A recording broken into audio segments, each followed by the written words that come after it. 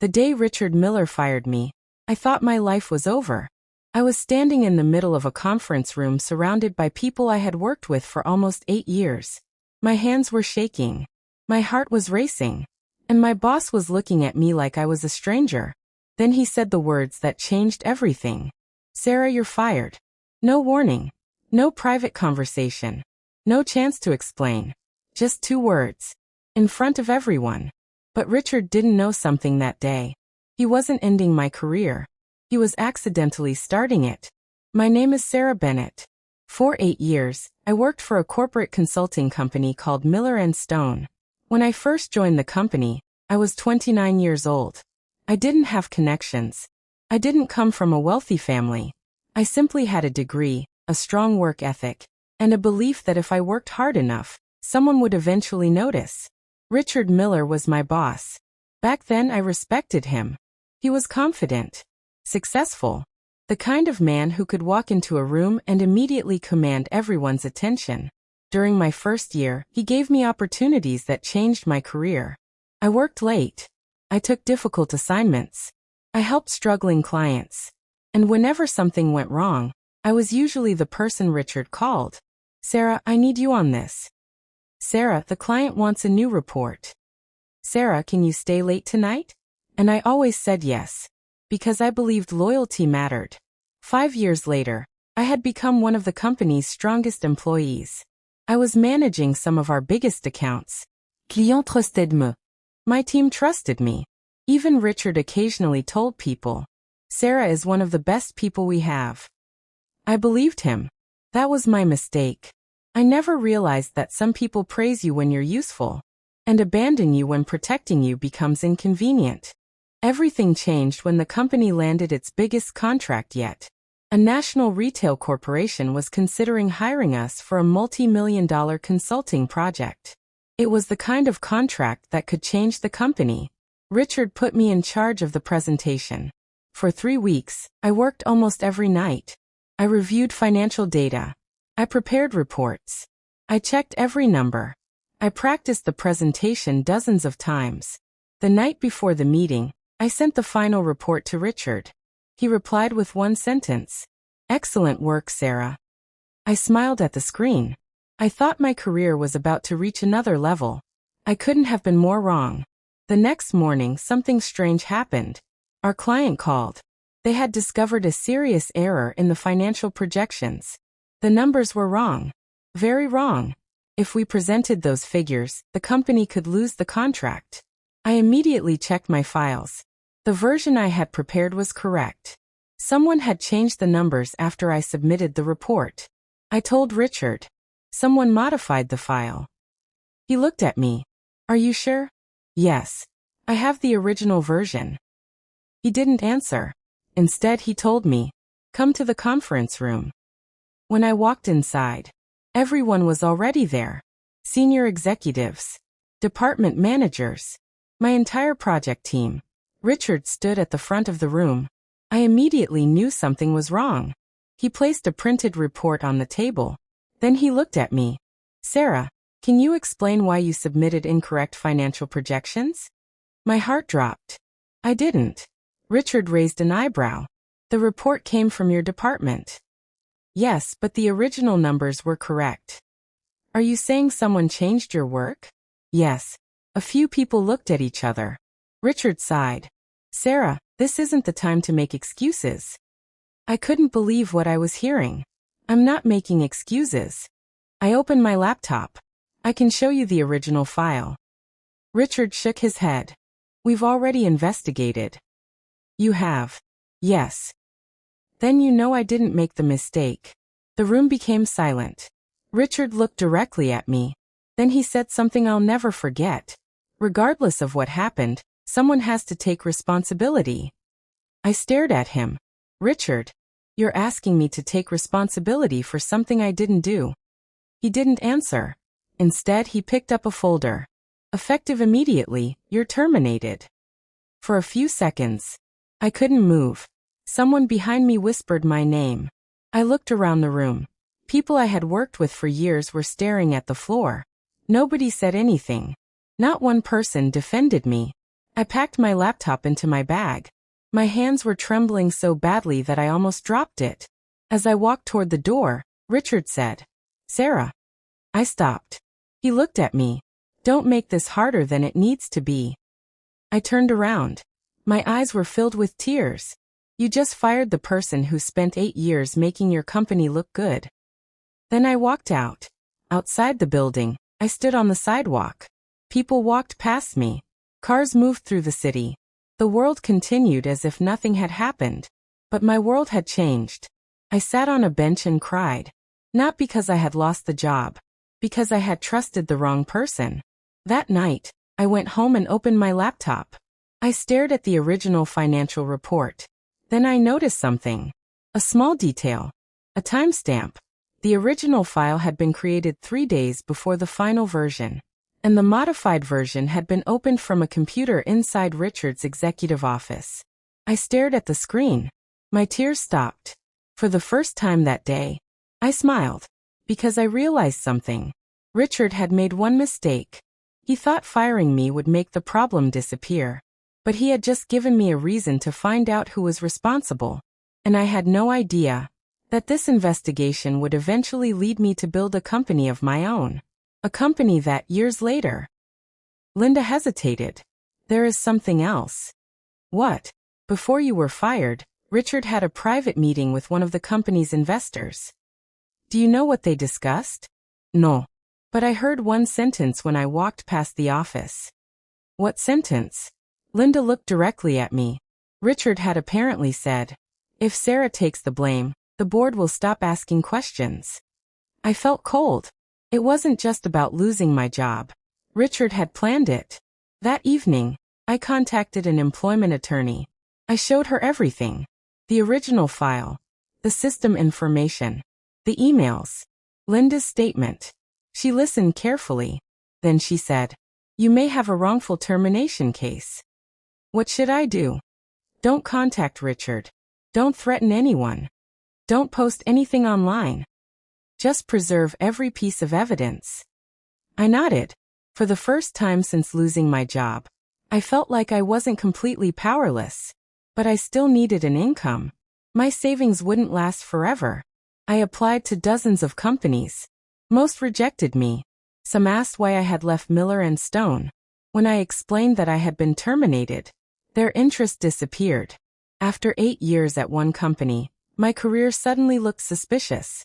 One recruiter told me, "Sarah, your experience is impressive. But your last employer isn't giving you a positive reference." I knew exactly who was responsible. Richard. One night, I sat at my kitchen table staring at my bank account. I had enough money to survive for several months. Not years. I could feel fear creeping in. Then I remembered something my father used to tell me. When one door closes, don't spend your life staring at it. I looked around my apartment. At my laptop. At the notes from years of client work. At everything I had learned. And suddenly, I had an idea. Maybe I didn't need another employer. Maybe I needed my own clients. Started a tiny consulting business from my apartment. At first it was just me. One laptop. One phone. One small desk. I created a simple website and offered financial operations consulting to small businesses. My first client was a family-owned bakery struggling with inventory costs. They couldn't afford a big consulting firm. So I offered them a simple deal. "If I don't save you money, you don't pay me." They agreed. 3 weeks later, I had helped them reduce unnecessary expenses by nearly 20%. The owner recommended me to another business. Then another. My small business slowly began growing. 6 months later, I hired my first employee. 1 year later, we had 12 clients. 2 years later, we had an office. I named the company Bennett Strategic Solutions. It wasn't named after Richard. It wasn't named after my past. It was named after my grandmother, Evelyn Bennett, who had taught me that independence was something no one could take away from you. Meanwhile, Miller and Stone was struggling. The big contract they had been counting on never happened. Several other clients left. The company began cutting employees. Then came the news that shocked me. Richard had been accused of hiding financial problems from the board. I didn't celebrate. I simply remembered the day he fired me. For the first time, I understood that sometimes you don't have to take revenge. You just have to keep moving. 5 years passed. Bennett Strategic Solutions had grown from a tiny apartment business into a respected consulting firm. We worked with companies across the country. We had more than 100 employees. And then one afternoon, my assistant walked into my office carrying a large folder. "Sarah, we received a proposal request." "From whom?" She placed the folder on my desk. I opened it. The company name was printed across the first page. Miller and Stone. I stared at it. The same company that had fired me. The same company that had nearly destroyed my career. The next morning, I woke up with one thought in my mind. Find the truth. I wasn't trying to get my job back. I wasn't even thinking about revenge. I simply couldn't accept being blamed for something I hadn't done. I opened the original financial report again. Then I compared it with the version Richard had shown everyone. The differences were small. A few numbers had been changed. But those small changes were enough to make the entire project look like a disaster. Then I noticed something else. The modified file had been opened from a computer inside Richard's executive office. My heart started beating faster. That didn't prove Richard had changed the report. But it proved something important. The file had been accessed after I submitted my original work. I called an old coworker named Daniel Brooks. Daniel had worked in the company's IT department for years. He was one of the few people I trusted. When I explained what had happened, he became quiet. Then he said, "Sarah, I shouldn't say this. But the system logs might tell us exactly what happened. Can you check them? I'll see what I can do." 2 hours later, Daniel called me back. His voice sounded nervous. "Sarah, what did you find? The modified file wasn't created on your computer." I knew it. It was accessed from an executive terminal. "Richards." There was a pause. "Yes." My stomach tightened. "Can you prove who was sitting at that computer?" "No. The system only records the terminal." That wasn't enough. I needed more. I started calling former co-workers. Most didn't want to talk. Some were afraid of losing their jobs. Others simply told me, "Sarah, let it go." But one person agreed to meet me. Her name was Linda Carter. We met at a quiet coffee shop. Linda looked around before speaking. "Richard has been under pressure for months." "Why?" "The company was losing money." I frowned. "What does that have to do with me?" "Everything." Linda lowered her voice. "That big client contract was suppo." The meeting was scheduled for Monday at 10 a.m. For the entire weekend, I thought about whether I was making the right decision. I could have rejected Miller and Stone immediately. After all, Richard had embarrassed me, fired me, and allowed people to believe I was responsible for a mistake I hadn't made. But this wasn't about revenge. It was business. And I had spent 5 years building my company precisely, so I would never again have to depend on someone else's approval. On Monday morning, I walked into our conference room wearing a simple black suit. My assistant whispered, "Richard Miller is here." I took a breath. "Send him in." The door opened, and there he was. Richard looked older than I remembered. His hair had turned gray at the sides. His confident expression was gone. He carried a folder under his arm and looked around my office. Then his eyes stopped on me. "Sarah." I smiled politely. "Mr. Miller." He looked surprised. "You really built all this?" I nodded. "Yes." He looked around again. "I heard your company was doing well." "We're doing very well." There was a long silence. Then he said, "I owe you an apology." I didn't respond. Instead, I pointed toward the chair. "Let's discuss the contract." Richard sat down. He opened his folder. "Our company is facing serious operational problems." "I know." He looked at me. "You know? We reviewed your financial reports before agreeing to this meeting." Richard nodded. "We need someone who can restructure several departments." "And you believe we're the right company?" "Yes." I looked at him. "Why?" He hesitated. "Because you're good at what you do." I almost smiled. 10 years ago, those words would have meant everything. Now they were simply a professional assessment. I asked him questions about the company's problems. He answered honestly. Revenue was declining. Operating costs were too high. Several major clients were considering leaving. Employee morale was low. And the board had given him 6 months to turn things around. I closed my notebook. I can help. Richard leaned forward. Then you'll take the contract? Under one condition. What condition? I lead the restructuring team. He stared at me. You. Yes. Richard slowly nodded. Agreed. The contract was signed 2 weeks later. My team began working immediately. The first thing we discovered was that Miller and Stone had the same problem it had years earlier. People were afraid to tell Richard the truth. Employees hid mistakes. Managers protected themselves. Departments blamed each other. It reminded me of the conference room where I had been fired. I knew exactly what needed to change. But I also knew something else. Richard had to change first. During our first executive meeting, one manager blamed another department for a major delay. Richard immediately started arguing. I raised my hand. Stop. Everyone became silent. Richard looked at me. What? I stood. This is exactly why your company is struggling. Nobody spoke. I continued. Everyone here is trying to protect themselves. No one is trying to solve the problem. Richard leaned back. And what do you suggest? Accountability. Not blame. Those are different things. Part 3. The meeting. The meeting was scheduled for Monday at 10 a.m. For the entire weekend, I thought about whether I was making the right decision. I could have rejected Miller and Stone immediately. After all, Richard had embarrassed me, fired me, and allowed people to believe I was responsible for a mistake I hadn't made. But this wasn't about revenge. It was business. And I had spent 5 years building my company precisely, so I would never again have to depend on someone else's approval.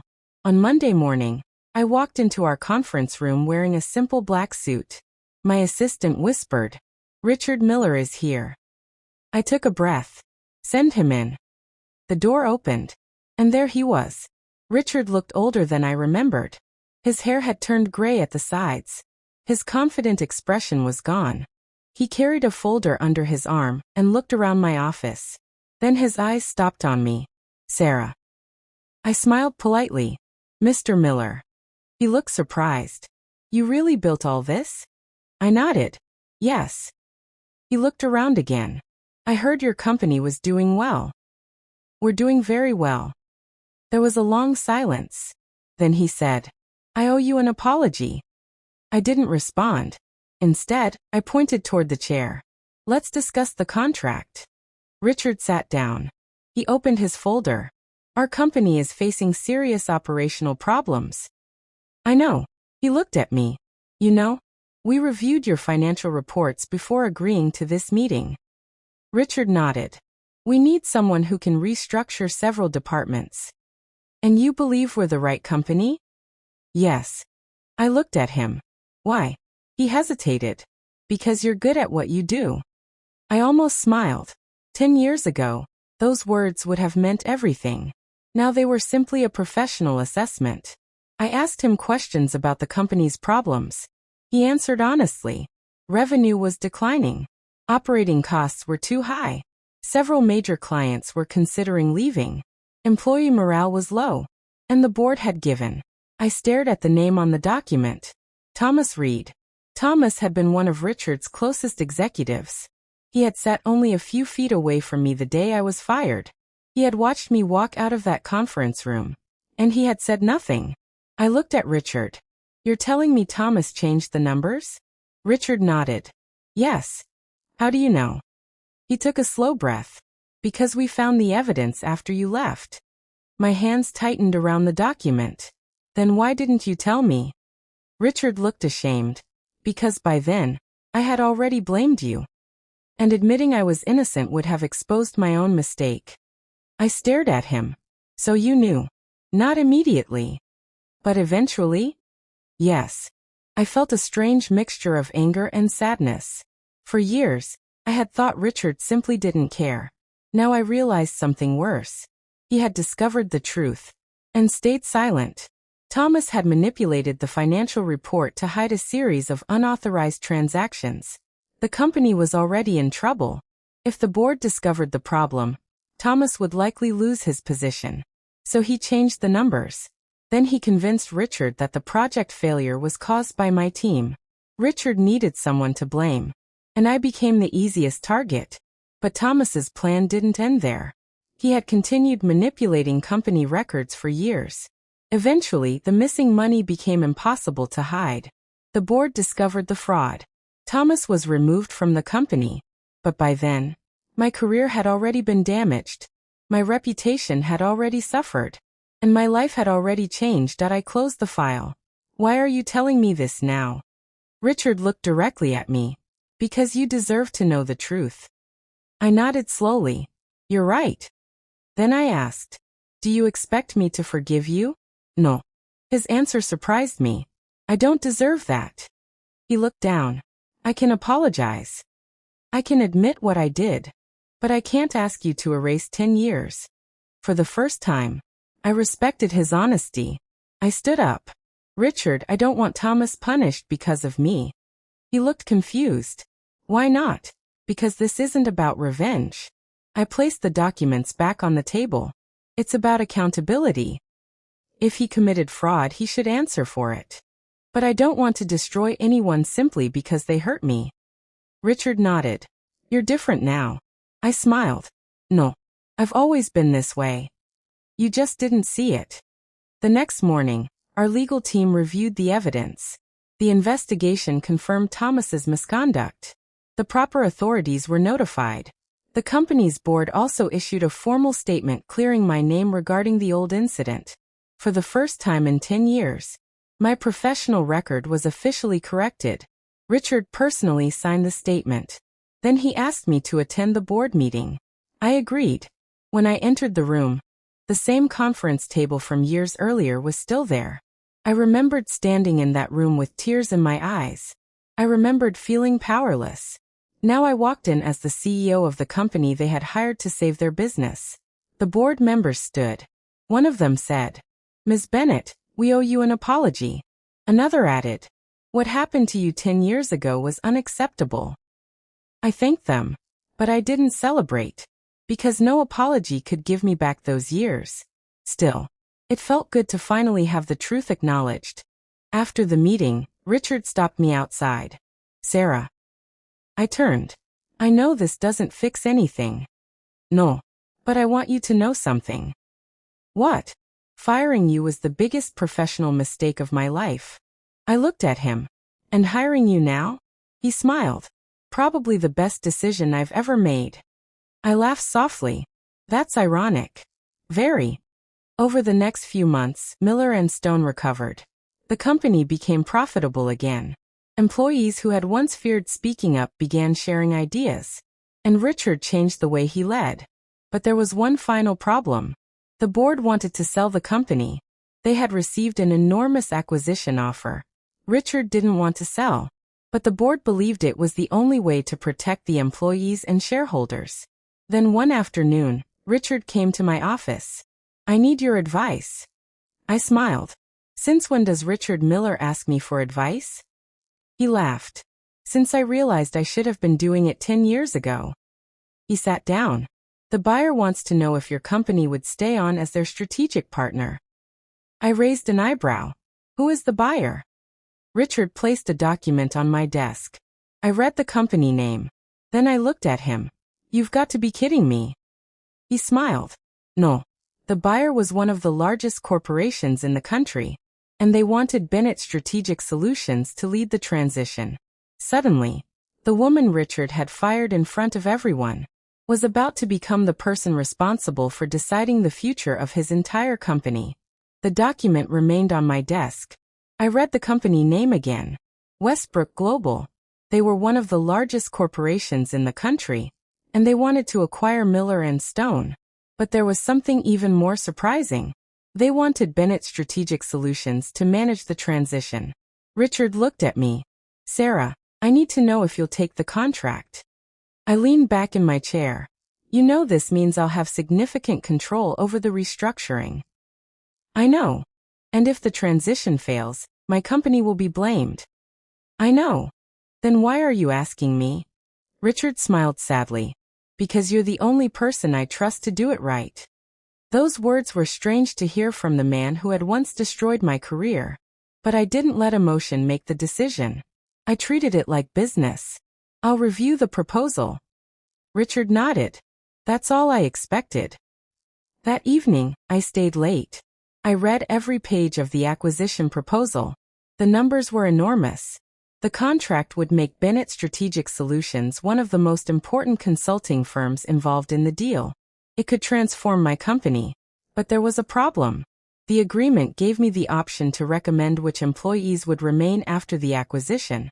That meant I could remove people who had once worked against me. People who had laughed when I was fired. People who had refused to defend me. For a moment, I thought about using that power. Then I remembered something. I didn't build my company to become the person Richard had once been. I built it to become the person I wished he had been. So I decided. No personal revenge. Only professional decisions. The next morning, I called my leadership team. I want everyone evaluated based on performance and integrity. One executive asked, "What about employees who were involved in the old incident?" I answered, "If they committed misconduct, investigate it. If they made mistakes but acted honestly, give them a fair chance. And if they are good employees, keep them." Nobody was above the rules. Not even people who had hurt me. The acquisition moved forward. But then, a major problem appeared.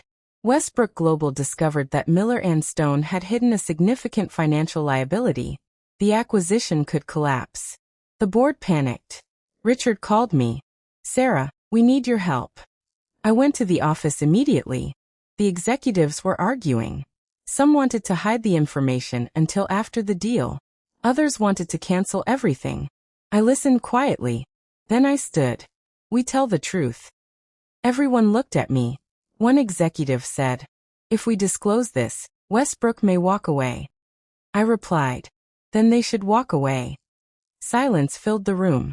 I continued, "We're not going to build the future of this company on another lie." Richard looked at me. Then he nodded. "She's right." The disclosure nearly destroyed the deal. Westbrook demanded explanations. Lawyers became involved. Meetings lasted for hours. For several days, nobody knew what would happen. Then Westbrook's CEO requested a private meeting with me. I walked into his office. He looked serious. "Sarah, why did you insist on disclosing the liability?" "Because it was the right thing to do." "You could have made millions by keeping quiet." "I could have." "Why didn't you?" I smiled. "Because I know what happens when people choose convenience over integrity." He studied me. Then he stood and extended his hand. "That's exactly the kind of person we want leading the transition." The deal survived. Not because we hid the truth, but because we told it. 6 months later, the acquisition was complete. Miller and Stone became part of Westbrook Global. Bennett Strategic Solutions received the largest contract in its history. My company expanded into 3 new states. And Richard stayed on as a senior advisor for the transition. One afternoon he came to my office. "I wanted to thank you." "For what?" "For not destroying me when you had every opportunity." I looked at him. "You gave me something far more valuable than revenge." He smiled. "What?" "A reason to become better." Richard paused. Then he said, "I've been thinking about retiring." I looked surprised. "You're only 50. "I know. But I've realized something." He looked through the window. "I spent too many years chasing success. And I almost lost everything that actually mattered." I smiled. "Maybe retirement isn't a bad idea." He laughed. "That's the nicest way anyone has ever told me to leave." I laughed too. For the first time. There was no anger between us. Just closure. A year later, I received an invitation. It was from Richard. He was hosting a small dinner for former employees. I almost didn't go. But eventually, I decided to attend. When I entered the restaurant, I saw familiar faces. Some people smiled. Some looked uncomfortable. Then Richard stood. "Everyone, I'd like to say something." The room became quiet. He looked at me. 10 years ago, I made a decision that changed Sarah Bennett's life. I thought I was protecting my company, but I was protecting my own ego. He took a breath. I fired one of the best employees I ever had. And she went on to build something bigger than anything I could have imagined. Everyone looked at me. Richard continued. Sarah, I'm sorry. This time, I didn't feel angry. I simply nodded. Thank you. Later that night, I stepped outside. The city was quiet. I looked at the lights and remembered the woman I had been 10 years earlier. She had walked out of Richard's office believing she had lost everything. But she hadn't. She had lost a job. She had lost a boss she trusted. She had lost a career path she thought was permanent. But she had gained something much more important. Freedom, confidence, and the courage to build something of her own. Then my phone rang. The acquisition offer sat on my desk for an entire week. Hundreds of millions of dollars. A number that could have changed my life forever. My board wanted to accept. My financial advisors recommended accepting. Even my closest friends told me, Sarah, this is the opportunity of a lifetime. But I wasn't sure. Because Bennett Strategic Solutions wasn't just a company. It was the proof that I had survived. It had started with a laptop on my kitchen table. One client. One idea. And a woman who had been told she wasn't good enough. Now someone wanted to put a price on everything I had built. I asked my team to meet. We have an offer. Everyone already knew. I continued. But before we make a decision, I want to know what you think. One employee said, we should sell. Another said, this could give everyone financial security. Then a young woman named Mia spoke. Sarah, what do you want? The room became quiet. I smiled. That's the problem. I don't know yet. Mia looked at me. You spent years building this company. Maybe the question isn't how much they're offering. Maybe it's whether you're ready for the next chapter. Her words stayed with me. That night, I returned to the small apartment where my business had started. I had kept the old desk. It was scratched and worn. My first laptop was still sitting in a drawer. I opened it. Inside was the original business plan I had written 5 years earlier. At the bottom of the page, I had written one sentence. I want to build a company where nobody is treated the way I was treated. I stared at those words. Then I understood. Selling wasn't necessarily giving up. But neither was staying. The real question was, what would happen to the people who trusted me? The next morning, I called the acquiring company's CEO. I have a counteroffer. He laughed. I was expecting that. I'll sell. But I want 3 conditions. I'm listening. First, every employee keeps their position for at least 2 years, unless there is serious misconduct. Agreed. Second, the company keeps its name. He paused. Agreed. Third, I looked at the old business plan on my desk. We create a foundation to help people who have lost their jobs unfairly rebuild their careers. There was silence. Then he said, deal. I smiled. Then we have an agreement. The acquisition was announced 3 months later. The news spread quickly. Bennett Strategic Solutions acquired in record-breaking deal. I stood on a stage surrounded by my employees. Cameras flashed. People applauded. But I wasn't thinking about the money. I was thinking about that sidewalk 5 years earlier. The day I had been fired. The day I thought my career was finished. And I realized something. The best revenge wasn't making Richard regret firing me. The best revenge wasn't becoming richer than him. The best revenge wasn't proving everyone wrong. It was becoming someone I was proud to be. After the announcement, Richard approached me. He smiled. You did it. I laughed. We did a lot of things. He shook his head. No. This one is yours. I looked at him. Richard, do you ever think about that day? Every year. Why? Because that's the day I lost the best employee I ever had. I smiled. And the day I found the person I was supposed to become. He nodded. I guess we both learned something. Before leaving the event, I walked over to the foundation's new office. The sign on the wall read, the Bennett Second Chance Foundation. Its purpose was simple: help people who had lost jobs, opportunities, or financial stability get back on their feet. When I looked at the sign, I thought about the younger Sarah, the woman who had walked out of that conference room carrying a laptop and a broken heart. I wished I could go back and tell her something. I would tell her, "Don't be afraid. This isn't the end.